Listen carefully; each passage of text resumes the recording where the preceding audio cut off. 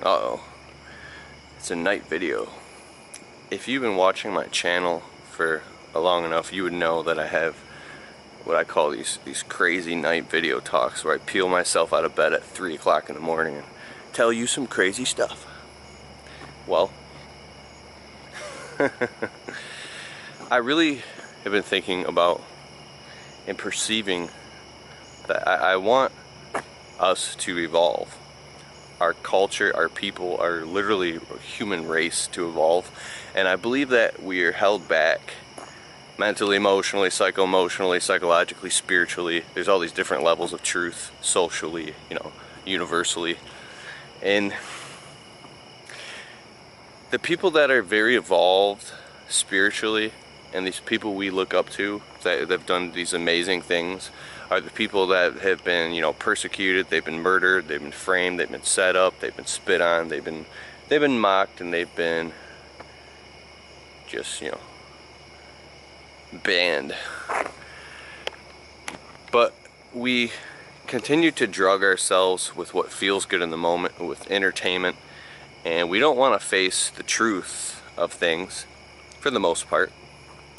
But even when we do want to face the truth or talk about the truth, whether it be in relationships, with friends, with coworkers, with anything, it's so hard that we stop and we feel this massive amount of resistance because it's not surface deep. This shit is really deep, and nobody wants to talk about deep stuff. Fuck that. Because you gotta get real deep to get to the truth, and the truth cuts like a knife and it stings.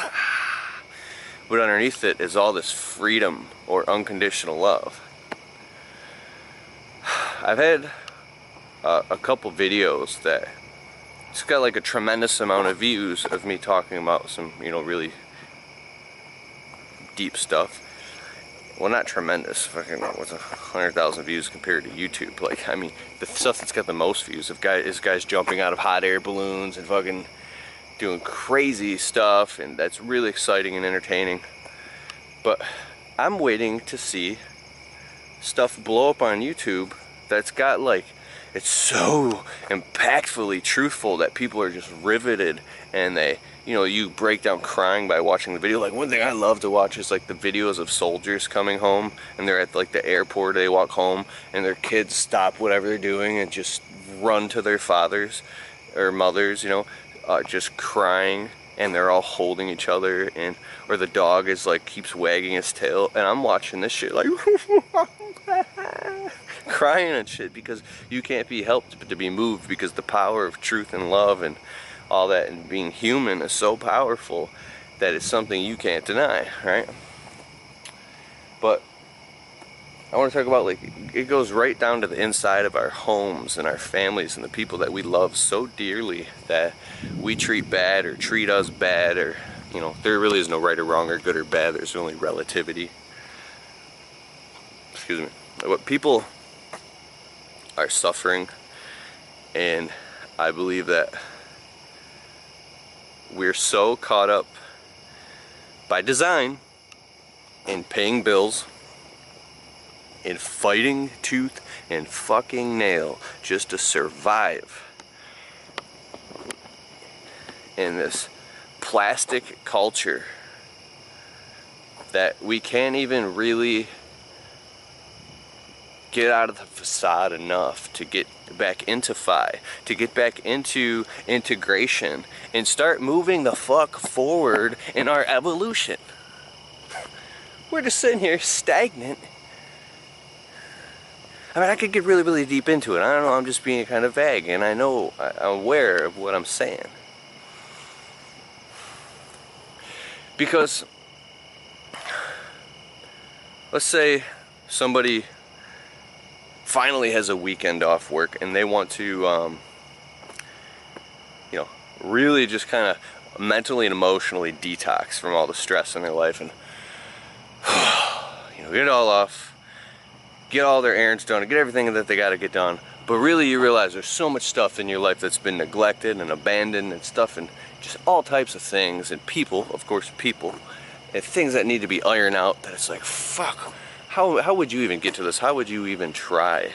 Because you got to be right back to work on Monday, back in the trenches and in the grind. And you know, 99% of people get off work and they're so damn tired and emotionally exhausted from battling the day that they got off work, they eat dinner and maybe do some housework and go to bed. So it takes some serious truth seeking, some serious fact finding, some serious deep riveting reasons why to have the power to, you know, maybe go in and intervene with a family member who's struggling with something, or bend over backwards and sacrifice your own life and your own homestead. Like somebody, because it will take down your own. Like somebody said to me recently, you know, back in the day in culture, you know, people all lived together and they would solve things together and families would work it out together. And now everybody lives in their own individual house and everybody's barricaded off from everybody else. Even family members are barricaded in our own little cubicles and we're all like just fighting to survive. And everybody's separated and compartmentalized. And like, if you do the research and study, you can see that supposedly the dark side of things, the powers that be, have done and are doing this, and even through the media, to make it all done by design. And I don't want to get too deep into that because it's an endless rabbit hole. It just leads you down to like, oh, okay, so what the hell do we do now? You know, just sit and wait. But I can see it everywhere. You can see it in the eyes of people. You can see it when you walk through the damn grocery store. That you see tremendous amount of pain and suffering all over the place. If you can allow yourself to open and be kind of empathic, you know, it's not fun. You could literally walk through like a shopping mall, plaza or something, and literally by the time you get in your car, you could be in tears because you could feel the pain of people. But on the contrary, my wife's, her father said something amazing to me once. Back in the day, I used to watch all these crazy documentaries and this conspiracy stuff. And I'd be like, the world's gonna end. And he said, Keith, I see a world of hard-working people and good people who are all trying their best and strong, good people. I was like, whoa. You know what, you're right. And I started looking in the eyes of my neighbors and people, I said, oh my God, these are intelligent people. And also, kind of like, I get to talk to a lot of people on social media, and I read a lot of emails and things like that. I'm like, wow. And whenever I talk to people on phone, I'm like, you get to know people all over the country and all over the world. I'm like, there's so many intelligent, smart, hardworking people with such good hearts who want the best for not only themselves and their families and their towns and their cities, but humanity at large. You know, they're very world-centric.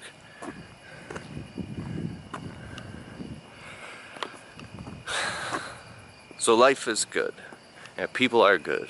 And despite the bullshit in the media, because I don't even watch the news anymore.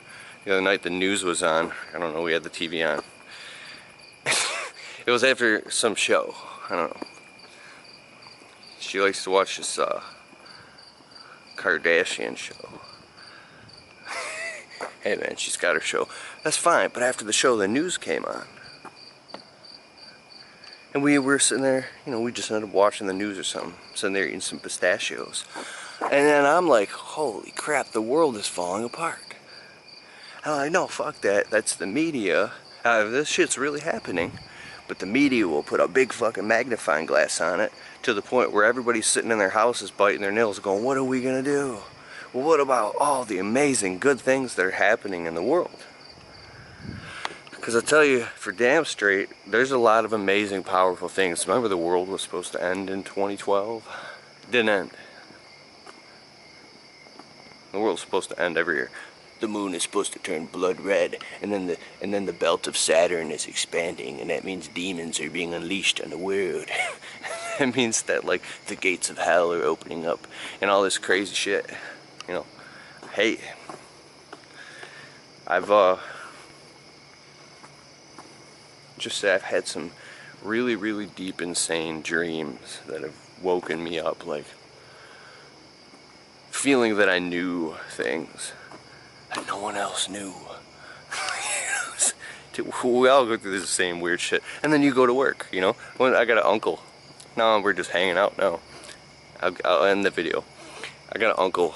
He works himself to the bone. He's a small business owner, feeds his family, very good man.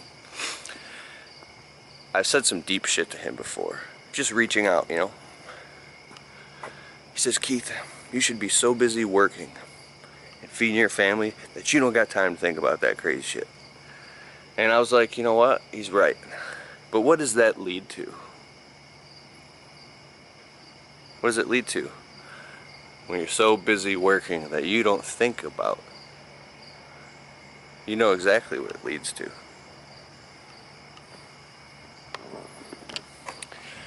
So I challenge you to sum this up, to start thinking of really, really good, powerful stuff. I want you to breathe and start thinking about your life and the lives around you. And think about your destiny. David Data said, lock yourself in a room with a notepad and a pen and do not come out until you know what your purpose is. And another, person said, finding out the purpose of your life is the most powerful thing you could do, and then pursuing it. And even Simon Sinek, who's another author, says a speech on TED Talk says, start with why. The deepest reasons of why. Because how is stupid. It's not stupid. But how doesn't matter as much as why. When you know why, then how happens automatically. But not until you know why. And sometimes you have to go through absolute, utter hell to find out why. And the hell, once you get past it, because you will, once you get through that hell, you get to a point where you're always looking back at that hell, and that hell reminds you why. Okay? Alright, now I'm going back to bed. See you soon.